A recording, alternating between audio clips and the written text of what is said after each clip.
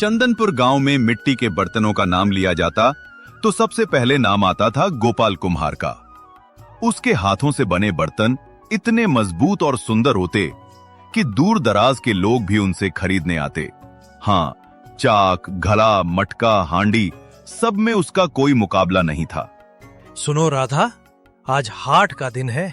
मैं सारे बर्तन लेकर बाजार जा रहा हूँ। उम्मीद है आज अच्छा मुनाफा होगा। गोपाल, घर में तो कुछ खाने का अनाज भी नहीं है। तुम जल्दी लौट आना। पिंकी और मैं भूखी बैठी हैं। चिंता मत करो भाग्यवान, मैं आज घर का सारा राशन लेकर लौटूंगा। लेकिन बाजार पहुंचकर गोपाल देखता है कि लोग तो हैं, मगर कोई उसके बर्तन नहीं खरीद रहा। शाम होने तक कोई ग्राहक नहीं आया। तभी उसका पड़ोसी नाथू कुम्हार आकर हंसते हुए बोला, अरे गोपाल, इतने अच्छे बर्तन बनाकर भी तुझे ग्राहक नहीं मिलते, ये तो शर्म की बात है। गोपाल मुस्कुराकर बोला, भाई ये सब समय की बात है, मेहनत कभी व्यर्थ नहीं जाती। इसी बीच एक व्यक्ति आया और पूछा, यहाँ गोपाल कुम्हार रहता है क्या? जी, मैं ही हूँ, बताइए। मैं पड़ोसी राज्य का राजा उदय प्रताप हूँ। सुना है तुम्हारे बर्तनों में अजीब शक्ति है। मुझे तुमसे खास ढाल चाहिए। दाल? लेकिन महाराज, मैं तो मिट्टी के बर्तन बनाता हूँ। हाँ, पर सुना है कि तुम्हारे बनाए बर्तन कभी टूटते नहीं।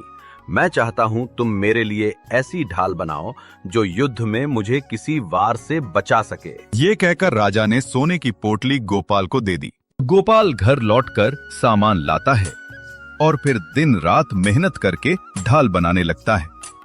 उसकी पत्नी कहती है, गोपाल, महाराज का भरोसा मत तोड़ना। कुछ दिन में ढाल बनकर तैयार हो जाती है। तभी एक ग्राहक किशन आता है और कहता है, गोपाल भाई, मुझे ये ढाल चाहिए, दोगुने पैसे दूंगा। नहीं, ये किसी की अमानत है। 3 गुना ले लो। नहीं। किशन गुस्से में चला जाता है, लेकिन वो कोई साधारण ग्राहक नहीं। दरअसल दुष्ट डाकू भैरव का आदमी था। भैरव ने सुना था कि ये ढाल जादुई है। वो इसे हथियाकर अजय बनना चाहता था। किशन बार बार कोशिश करता है, मगर गोपाल मना कर देता है। आखिर एक दिन मौका पाकर वो ढाल चुरा लेता है। गोपाल दुखी होकर सोचता है, अब राजा उदय प्रताप को क्या जवाब दूंगा। तभी पास के तालाब से देवी गंगा प्रकट होती हैं। गोपाल, दुखी मत हो।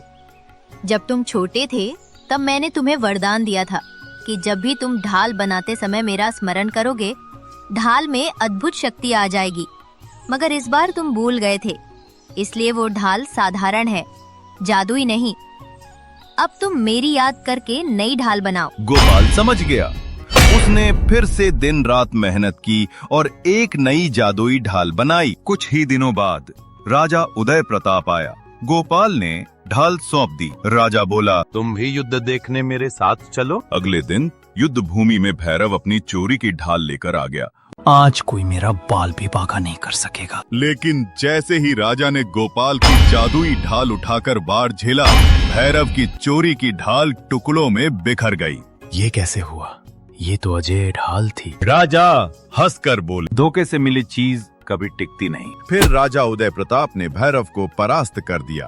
धन्यवाद गोपाल, तुम्हारे कारण मेरा राज्य बच गया। महाराज, मैं तो बस अपने काम में ईमानदारी निभाता हूँ, यही मेरा धर्म है।